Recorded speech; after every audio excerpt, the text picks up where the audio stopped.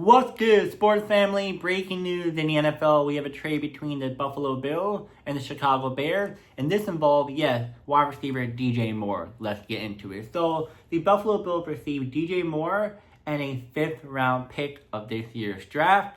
As for the Chicago Bears, they received a mid-round 2026 pick in this draft. We're not sure where the mid-round in the 2026 NFL draft, but this is what both sides get in the deal. Now, Moore is under contract through 2029 at about $24.5 million per year. So Buffalo is getting a long-term receiver. So why did Buffalo make the trade? So Josh Allen needed a true wide receiver one as a weapon. As you guys know, the wide receivers that the Bills had weren't as consistent as it once was. Stephon Diggs. So the Bills has been searching for a true number one wide receiver since trading Stephon Diggs in 2024. Moore gives Josh Allen a proven playmaker. Moore has proven a production. So Moore has multiple 1,000-yard seasons in his career and is known for elite yards after catch, route running, and ability to play outside or slot. Third one, coaching connection. New Bills coach Brady previously coached Moore with the Carolina Panthers when Moore had 1,000 yards season at Carolina. And Buffalo believes Brady. Buffalo believes Brady and Allen can unlock Moore once again. Now, why did the Bears make the trade? So, the Bears, pretty much, Moore's role was shrinking. As you know, Moore's production dropped with the Bears from 2023 and 1,364 yards, 2024, 966 yards, and 2025, 682 yards. Young players like Rome Adams, and the offense focusing more on tight end, reducing his role. Number 2, salary cap flexibility. Moore's contract is expensive, so trading him opens cap space, helps Chicago build around their young core. And then third one, long-term rebuild. The Bears are still building around quarterback Caleb Williams, and draft picks can help strengthen other positions. So, pretty much, Bill's motive is to get Josh Allen true number one wide receiver, unite with Joe Brady, and push for a Super Bowl run once again. Bears, Moore becomes, expendable, clear salary cap space, and add draft capital for the future. Now, I'm going to give you guys his recent stats from this past year. I can go over each and every year, but I pretty much told you the yards of 2023 and 2024, so I'll just do 2025 only.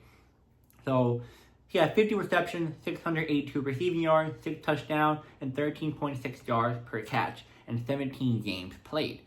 And now, I'm going to tell you guys the good and the bad what he brings to Buffalo. So the good is that a true number one wide receiver potential, Moore has already shown he can produce a 1,000-yard season multiple times, meaning he can be a primary target for Josh Allen.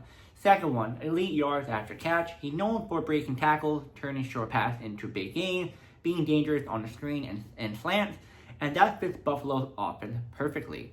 Third one, route running. Moore is very clean route runner, which helps quarterbacks trust where he'll be on the timing of the route.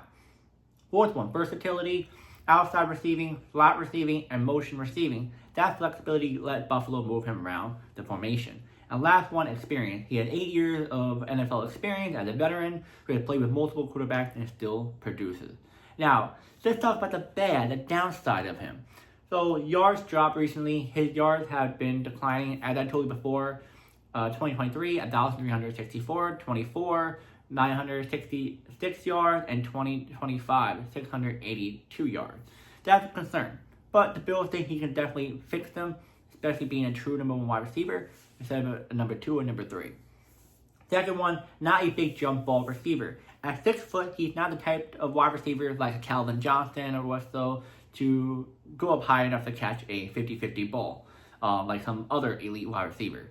Third one, target competition. The Bills still have other receivers and tight ends, meaning Moore might not get a huge target volume every game. Fourth one, expensive contract. He's making about $24.5 million per year through 2029, which is a large cap commitment. And what he could be for Buffalo. So this is the guess they're going to be doing for. He's going to give them 1,100 to 1,300 yards, between 8 to 10 touchdowns, and Josh Allen's true number one wide receiver. Worst case, wide receiver 2 or 3, depending on who they bring in next to him, maybe, or if something happened.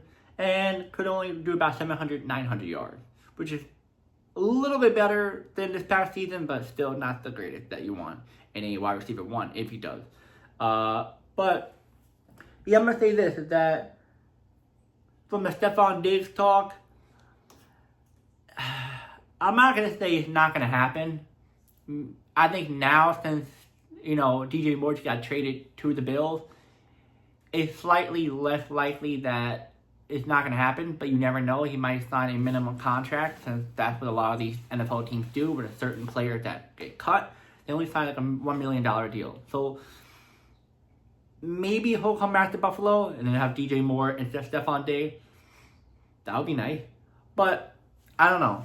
I highly doubt it, but who really knows? But I would just say put the Stephon Diggs to the side for now, because maybe they will sign him. Who knows? But as for DJ Moore, they give Josh Allen a true number 1 wide receiver, because the other wide receivers weren't doing that much. And then the Bears had to move on because they're trying to upgrade that one offensive line position that just retired. They're trying to upgrade other positions. They may even bring a younger wide receiver in. They're trying to use that extra money from DJ Moore to help the team to the next level. Now, I want to say this is that, this is going to maybe hurt the Bears a little bit, because now you have to try and find your true number 2 wide receiver. You already have Rome, but you have to find a true number 2 wide receiver. But in a way, it may not hurt the Bears, because DJ Moore, when playing with the Bears, didn't show as much as you would think. So, it is what it is. Bears fans, I wouldn't really dwell on this really, because he did something, but he wasn't getting the ball that much. Tight ends were kind of being involved.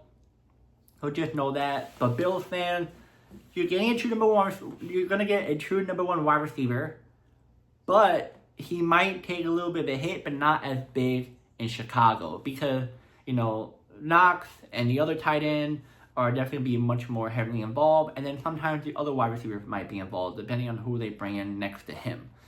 So he'll get more catches and yards in Buffalo, but not as big as you would think if he was like, Justin Jefferson on a team. Just know that.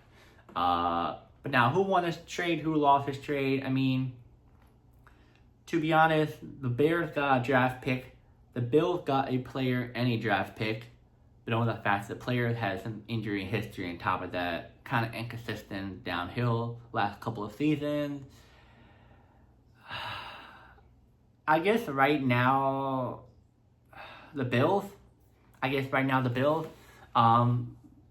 But in a way, I kind of want to say the Bears, but he's still a good player. Like, he's not like he's, like, horrible. Like, he had 1, 2 bad seasons, but it's not like it's horrendous, like 300 yards and that's it. So, I would say the Bills are winning it right now. But some reason something happens to him, or some reason they bring in a Stephon Diggs as their wide receiver 2 or whatever, then okay. The Bears might win the deal, because he's not going to produce well with another true wide receiver next to him. He's only good if he's the number 1 wide receiver on a team. But yeah, guys, let me know in the comments. Do you think the Bills definitely still go for Stephon Diggs after this trade? Do you think DJ Moore will play really good in Buffalo instead of Chicago? Do you think the Bears will be okay without DJ Moore? Do you think they're going to find a better wide receiver to replace him? And yeah, let me know who won this trade. And I'll see you guys in the next video.